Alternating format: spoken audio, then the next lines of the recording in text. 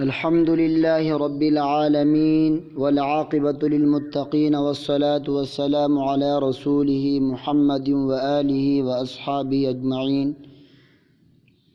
أما بعد فأعوذ بالله من الشيطان الرجيم.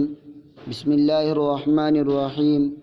عن ابن عمر رضي الله عنهما قال قال رسول الله صلى الله عليه وسلم ان اللہ وملائکتہ یصلون علی المتسحرین او کما قال علیہ الصلاۃ والسلام.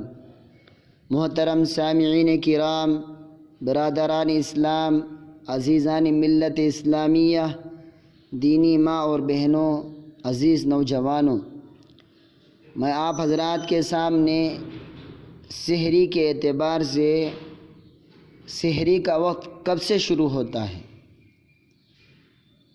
اس کا مستحب وقت کون سا ہے، اور مختصراً سحری کے فضائل کو بیان کروں گا. سب سے پہلے سحری کی فضیلت میں آقا صلی اللہ علیہ وسلم کے فرمان کو سماعت فرمائے.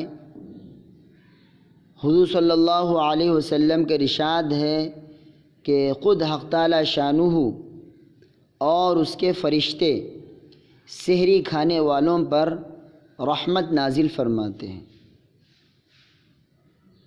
کس قدر اللہ جل جلالہ کا انعام و احسان ہے کہ روزے کی برکت سے اس سے پہلے کھانے جس کو سحری کہتے ہیں امت کے لیے ثواب کی چیز بنا دیا ہے.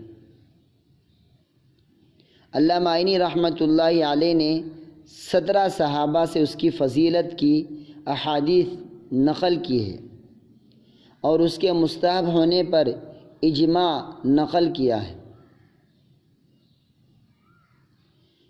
سحری کا وقت سحری کس کو کہتے ہیں اور اس کا وقت کب سے شروع ہوتا ہے؟ لغت میں سحر اس کھانے کو کہتے ہیں جو صبح کے قریب کھایا جائے. یعنی ڈکشنری کے اعتبار سے سحری یعنی سحر اس کھانے کو کہا جاتا ہے جو صبح کے قریب کھایا جائے، جیسے کہ قاموس نے لکھا ہے. اور بعض علماء فرماتے ہیں آدھی رات سے اس کا وقت شروع ہو جاتا ہے. صاحب کشاف رحمہم اللہ نے آخر کے چھٹے حصے کو بتلایا ہے، یعنی تمام رات کو 6 حصوں میں تقسیم کر کے آخر کا حصہ، مثلا اگر غروب آفتاب سے طلوع صبح صادق تک 12 گھنٹے ہوں، یعنی افطاری کے وقت سے لے کر سحری تک کا وقت اگر 12 گھنٹے ہوں، آخر کے 2 گھنٹے سحری کے وقت کہلاتے ہیں اور اس میں تاخیر اولا ہے. اتنی تاخیر، اتنا لیٹ اور دیر نہ کیجیے کہ روزے میں شک ہونے لگے. سحری کی فضیلت میں آقا صلی اللہ علیہ وسلم کے فرمان. نبی کریم صلی اللہ علیہ وسلم کے ارشاد ہے کہ ہمارے اور اہل کتاب یعنی یہود و نصارہ کے روزے میں سحری کھانے سے فرق ہوتا ہے کہ وہ سحری نہیں کھاتے. ایک جگہ ارشاد ہے سحری کھایا کرو کہ اس میں برکت ہے. ایک جگہ ارشاد ہے 3 چیزوں میں برکت ہے، جماعت میں اور ثرید میں اور سحری کھانے میں.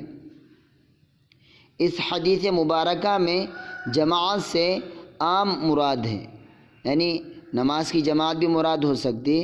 ہر وہ کام جس کو مسلمانوں کی جماعت مل کر کرے اللہ کی مدد اس کے ساتھ فرمائی گئی ہے. اور ثرید گوشت میں پکی ہوئی روٹی کہلاتی ہے جو نہایت لذیذ کھانا ہوتا ہے. نبی کریم صلی اللہ علیہ وسلم جب کسی صحابی کو اپنے ساتھ سحر کھلانے کے لیے بلاتے تو ارشاد فرماتے کہ آؤ برکت کا کھانا کھا لو.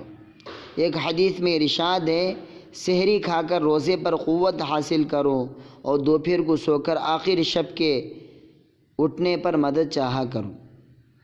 تو دوستو،